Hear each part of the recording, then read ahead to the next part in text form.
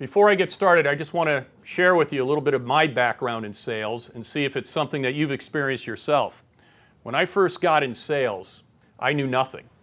In fact, all I had was an impression of what a salesperson was like, and it wasn't really a great impression. So when I first got started, there was no formal training. It was, here's a sales script, here's your product with your list of features and benefits, learn these, and then get on the phone and start selling. So all I had was a script to start, and it got me started for about a day or two, and I realized that just wasn't enough. I started to listen to the people around me who have been there for a while in my sales group and who were successful. And I started listening to their pitch, to what they were saying, how they would respond to different objections, and I tried to absorb every bit of their knowledge as I could by just observing and listening. And that helped me a lot. I don't know if any of you have done that, but that was just a natural thing for me to do because I had no other source of information on how to be a closer. So that got me started, and that served me pretty well for a good period of time. But I realized that it wasn't enough. I could learn all their gimmicks, their tricks of the trade. I could learn all their patter or their wordings, their phrases, how they overcome objections, and which I did. And I'd start to memorize them, and I would try them, and I'd see what would work and what didn't. But what was happening was I was just collecting a mass of memorized facts or memorized statements, and if the prospect said this, I should say that, but without any real understanding of what I was doing. And even though it improved my closing ratio and I was surviving, I wasn't flourishing. I wasn't the best salesperson in my group, and I wanted to become the very best. I mean, I started out the worst, and my goal at the time, it was an 11-man sales team. I wanted to be the very best. So first, I listened to everybody around me who I considered was the best, and I got as much out of it as I could. But I saw that there was limits of what I could really, be able to do. So then I branched out from there, and I started to grab some sales lectures and some sales books that were available at the time, and I started listening and reading and trying to absorb as much knowledge from that as I could. And I would, if there was something that was really interesting that I was reading, or if there was a sales lecture I was listening to, I would take the concept and I would write it down, or I would first think it through going, this concept's really good. I like this technique. How can I apply it to what I am doing tomorrow when I'm on the phone? So I would take the concept. In my mind, I'd figure out, all right, how do I apply this? How can this be used in what I'm doing every day? And then I would actually write down the scripted wording of what I was going to say or what the technique was. I would bring it into my office, I would put it on my desk, and then I would, with the commitment, to test it as soon as I could. As soon as the opportunity presented itself in the sales, whatever the sales call I was on, I was going to use this technique that I had just learned the night before. And incidentally, I would study Monday night through Thursday night. Every night I committed an hour a night to study these books or study these sales lectures. And I would read, then I would practice it, and I'd work out the wording. Next morning I'd come into the office, as I said, and I would put it on my desk, and then I would wait for the opportunity to try the technique. And I would give the technique 3 tries. If after 3 attempts it didn't get the response I was hoping for, I just tossed it out. Now, I did that for about almost a year on every sales book or sales lecture I could get my hands on. And what did this do? This allowed me to weed through those things that didn't work versus those things that did. And those things that did work became part of my tricks of the trade. Now, that improved my sales closing ratio. It was noticeable. The more study I put into my craft, the better I got at it. But there still was something missing.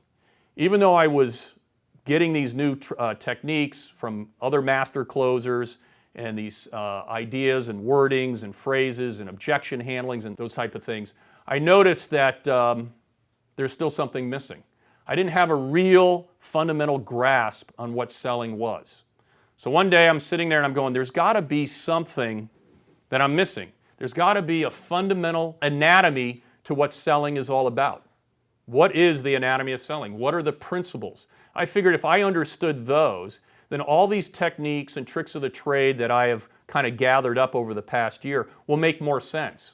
I'll know how to use them, when to use them, if to use them at all, other than kind of being kind of robotic. I had all these ideas in my head, but I was still kind of like, robotic. I couldn't really think with the information on my feet. Does that make sense? Yeah. All right. So from there, I sat down one day and I said, let's just start with the most fundamental of fundamental things. And that's where we're going to start. And that is, what is selling? I wanted a definition of selling. I mean, we all have an idea. We all know we're selling. We know it's an activity. We're all doing something. We're trying to sell our product or service and in exchange get paid for it.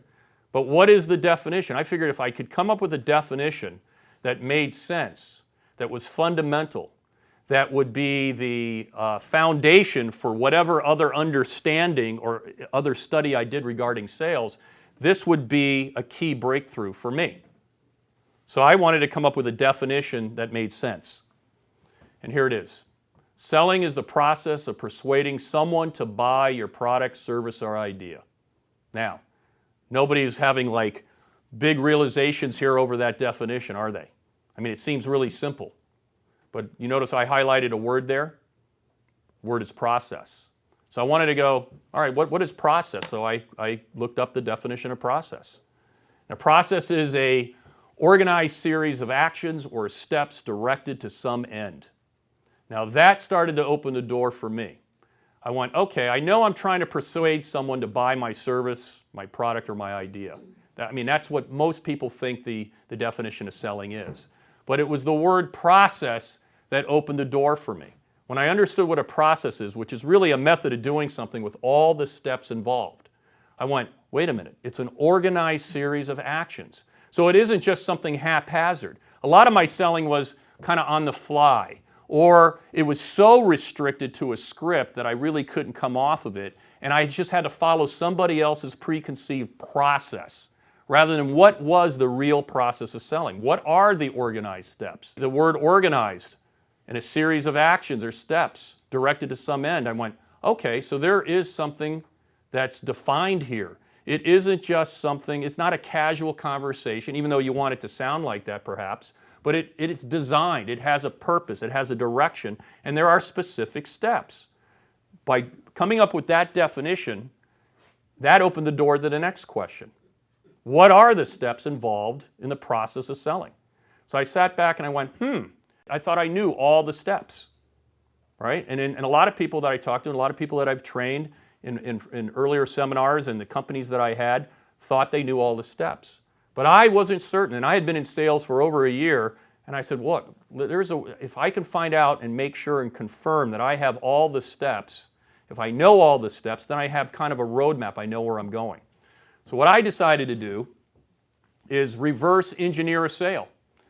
Now the term reverse engineer is common in the computer programming industry, where you reverse engineer a software program, where you break it down and you try to figure out what kind of code was there to make this program work, or reverse engineer a product where you break it down to its fundamental parts and you see all the parts, and that way you then know how to build your own.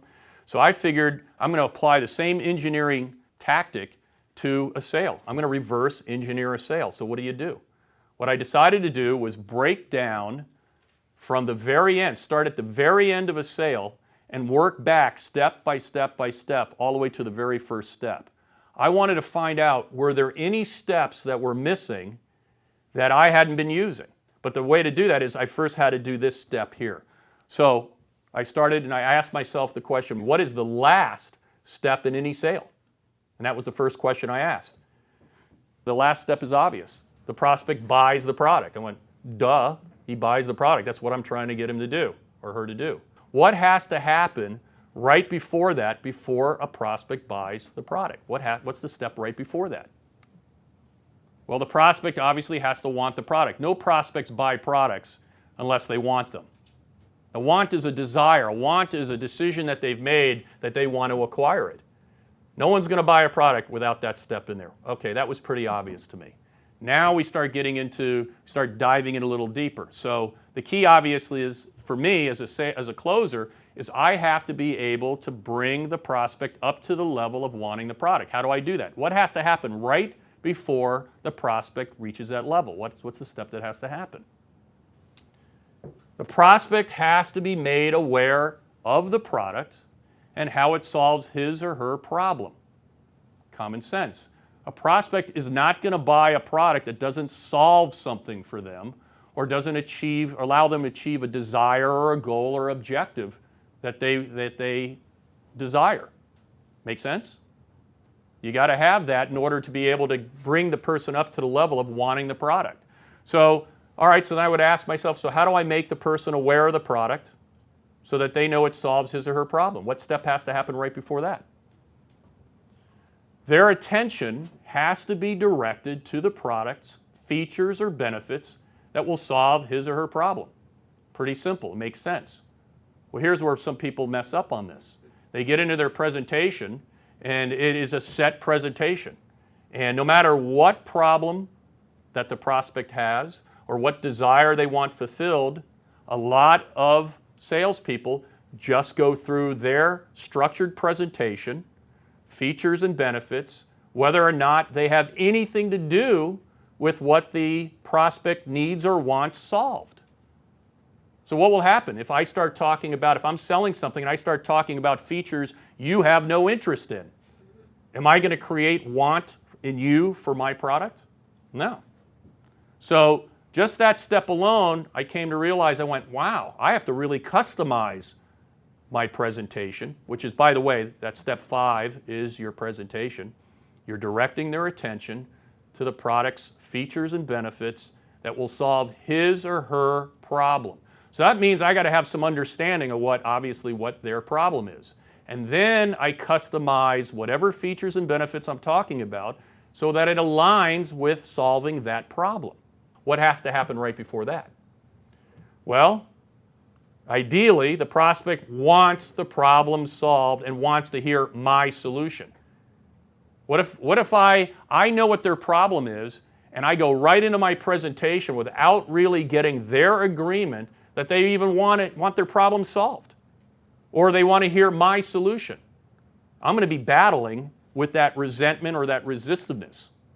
So I want to accomplish a step right before I even get into directing their attention to the features and benefits, which is the presentation. I want their agreement. They want the problem solved and they want to hear my solution. So right before that, I said, all right, what has to happen for that to happen? What is, for that level to occur, that step to be accomplished, what has to happen right before that? Well, obvious, the problem has to be found. If I don't have their problem or their desire isolated and out on the table, and they agree that it's a problem, and it's big enough of a problem that they want it solved, and they want to hear my solution, I'm not going to get them to step 4. If a person has no problem or desire or goal, no matter what you're selling, and yet I'm trying to go right into my presentation. I've seen this many, many times, and you've probably been on the other end of this, where someone's trying to sell you something, and they go, hey, here's what I got. It's really good. Let me tell you everything about it. And you're sitting here going, oh, I don't want to hear this. I have no interest in this. This doesn't align with any of my goals or desires or problems that I have. So what's going to happen to the prospect? What happens? They drift off. They build up resentment. They're looking for objections. They're looking for a way out. So my presentation, my step 5 will not be effective if I don't get step 4 in. And obviously I can't do step 4 if I don't find the problem. And it's got to be a problem that's real to them, that's big enough to them that they want it solved and they want to hear my solution. Now, in order to find the problem, or right before finding the problem, there's a step I should do, and that's to make sure they're qualified. Now, qualification, we're going to go into each of these steps. I have qualification or being qualified as a step 2, but you're going to find out you can blend that in almost anywhere on these steps. I just have it early on because the earlier you know your prospect is qualified, the better off it's going to be for you and for the prospect as well. And what has to happen right before they're qualified? How do I qualify them? Well, first I have to make an introduction. I have to contact them and introduce myself. So I looked at all this and I go, well, there's my 8-step roadmap.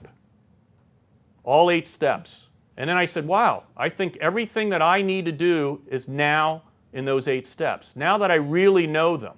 Now I had ideas of them, but I didn't really know them. It wasn't concrete. Now I have a roadmap. It's kind of like You have an idea where you're going, but you don't have your GPS on, or you don't have a map with you.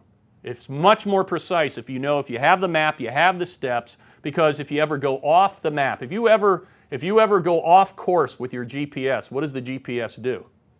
Recalculates, right, a new direction. It gets you back onto the direction you're supposed to be going. Well, if you know these 8 steps, and you know them cold, you'll know, now you have a direction where to go, number 1, and number 2, you'll know if you're ever stray off those steps, or if there's a step missing. Because if there's a step missing, your likelihood of closing a sale lessens. The odds of closing drops dramatically if there's a step missing here. Now, some of these steps, by the way, that doesn't mean, oh gosh, I only have 10 minutes to really make my sale, or 20 minutes. I can't get all 8 steps done. Time has nothing to do with these steps. It's just they need to be accomplished. They can be accomplished quickly, or they take as long as they take. But if they're not in place, I am telling you, you are not going to maximize the amount of closes that you can make. Now, this is the 8-step roadmap of what I have to make sure the prospect goes through. These are things that are happening to the prospect if you look at each of those steps. Right? There is a corresponding map, or 8 steps, that are worded a little bit different of what my actions as a closer, the actions I take to accomplish those 8 steps. So this is the primary 8-step roadmap you need to be concerned with, but there are actions that you're going to take, which is kind of a parallel roadmap that allows you to accomplish those. Make sense? Yes. Good. All right, now there's something I want to point out about this roadmap here. This is a generic roadmap that you see on the screen here, and it's also in the book. What you have to do is create your own roadmap. Now, in a lot of cases, this roadmap will serve almost any business, but it's generic. You may have other steps that you need to either add or modify from what I have here. So it's real important. In fact, there's an exercise in the book that has you actually create your own roadmap steps for your individual product or service or business. So it's very important that you customize it and make it fit for you. But the essentials are there, and you may not have to change it at all. So at this point, those watching should pause this seminar and read the introduction in Chapter 1, What is Selling, from my book, and then answer the test questions and do any exercises listed. Then come back and continue the seminar.